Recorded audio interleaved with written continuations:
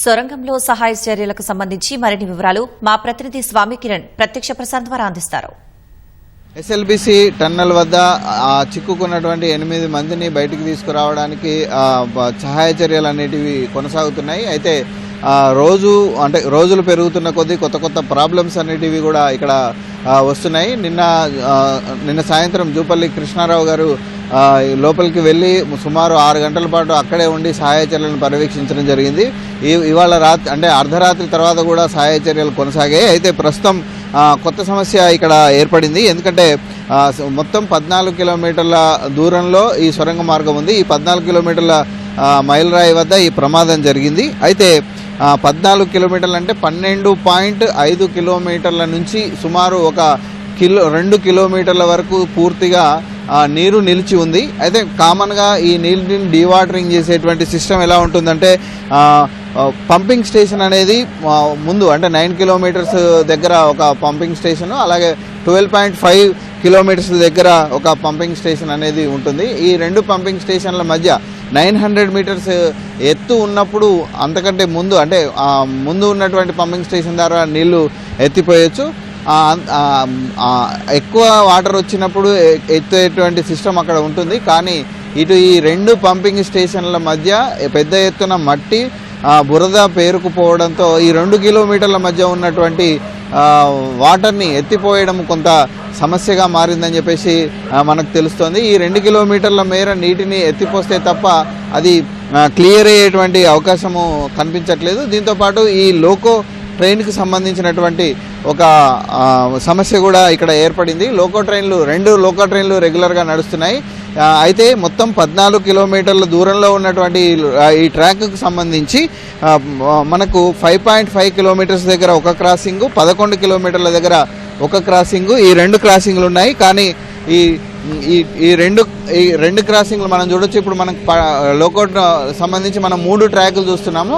ఈ 3 ట్రాకులు అంటే కొంత చివరికి వెళ్ళిన తర్వాత 5.5 కిలోమీటర్ వద్ద ఒక క్రాసింగ్ ఉంటుంది, అలాగే 11 కిలోమీటర్ల వద్ద ఒక క్రాసింగ్ ఉంటుంది. కానీ 9 కిలోమీటర్ల దగ్గరికి వచ్చిన తర్వాత ఈ లోకో ట్రైన్ అనేది ముందుకు వెళ్ళలేని పరిస్థితి ఉంది. ఎందుకంటే అక్కడ 2 కిలోమీటర్ల మేర నీళ్లు నిలిచి ఉంది. ఈ నీళ్ళలో రెగ్యులర్గా ఈ లోకో ట్రైన్ నడవడం వల్ల ఇబ్బందులు ఏర్పడుతున్నాయి. అది అక్కడ ముందుకు వెళ్ళలేని పరిస్థితి ఉంది. దీంతో ఆ లోకో ట్రైన్లు అనేటిది ఆ మార్గంలో ఎక్కడైతే వాటర్ స్టాగ్నేట్ అయిందో ఆ మార్గంలో నిలిపివేశారు. అంటే 14 కిలోమీటర్ల నుంచి ఇప్పుడు 9 కిలోమీటర్ల వరకు ఒక లోకో ట్రైన్, 9 కిలోమీటర్ల నుంచి బయటికి రావడానికి ఒక లోకో ట్రైన్, ఈ 2 ట్రైన్లు ఉన్నాయి. ఇవి కంటిన్యూగా అంటే నిరంతరం కొనసాగేటువంటి పరిస్థితి ఇప్పుడు లేదు. ఎందుకంటే 9 కిలోమీటర్ల వద్ద ఒక సమస్య ఏర్పడింది కాబట్టి ఇక్కడి నుంచి 9 కిలోమీటర్ల వరకు కొంతమంది లోపలికి వెళ్ళి అక్కడి నుంచి దిగి మళ్ళీ ఆ తర్వాత వైపు ఉన్నటువంటి లోకో ట్రైన్కి వెళ్ళి మళ్ళీ 14 కిలోమీటర్ల వరకు చేరుకోవాల్సి ఉంటుంది. ఇది సహాయ చర్యలకు చాలా ఇబ్బందికరంగా మారింది. ఎందుకంటే రెగ్యులర్గా వెళ్లాల్సిన వాళ్ళు చాలామంది వెళ్లాల్సిన వాళ్ళు ఉన్నారు. ఎలక్ట్రికల్ వాళ్ళు వెళ్తున్నారు, ఇంజనీరింగ్ విభాగం వాళ్ళు వెళ్తున్నారు, తర్వాత రెస్క్యూ టీమ్స్ వెళ్తున్నాయి. ఇవన్నీ రెగ్యులర్గా వెళ్ళాలంటే లోకో ట్రైన్లు అనేది రెగ్యులర్గా నడవాల్సినటువంటి అవసరం ఉంది. ప్రస్తుతానికైతే సహాయ చర్యలు అంటే ఎన్డీఆర్ఎఫ్, ఎస్డీఆర్ఎఫ్ వీళ్ళంతా కూడా సహాయ చర్యలు కొనసాగిస్తున్నారు. కానీ ఈ సహాయ చర్యలకు అక్కడ పేరుకుపోయినటువంటి బురద, తర్వాత 2 కిలోమీటర్ల నిలిచిపోయినటువంటి నీరు, దీంతోపాటు ప్రస్తుతం మరమ్మతులకు గురైనటువంటి లోకో ట్రైన్, ఇవన్నీ కూడా సహాయ చర్యలకు కొంత ఆటంకంగా మారుతున్నాయి.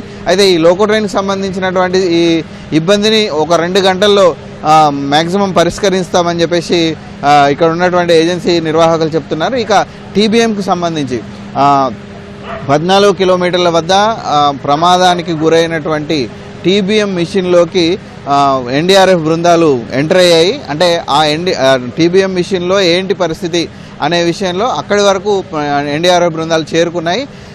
అందులో నిపుణులైన వాళ్ళు, ఆ బృందాల్లో నిపుణులైన వాళ్ళంతా కూడా అక్కడ పరిస్థితిని సమీక్షించడానికి లోపలికి వెళ్లారు. వాళ్ళు బయటికి వస్తే టీబీఎం మిషన్ వద్ద మనం ఎలాంటి సహాయ చర్యలు చేపట్టాలని చెప్పేసి ఒక అంచనా వస్తుంది.